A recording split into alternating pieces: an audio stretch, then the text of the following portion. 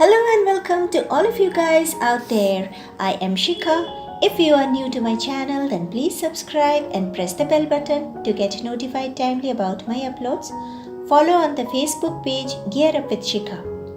Today I am sharing a DIY battery operated lamp for home decoration. The idea is unique and believe me, it's very easy to make. Come and join me in this tutorial. First you will need any two plastic bowls. I have taken these yellow ones.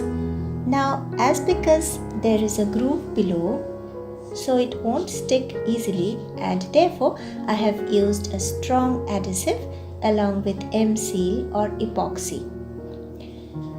Apply the adhesive on both the surfaces and then take a portion of epoxy gum or M seal and stick this on the surface.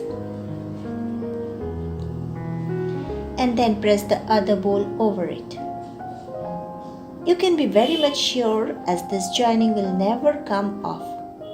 Now keep this aside for drying and move on to the shade making. Just follow the video.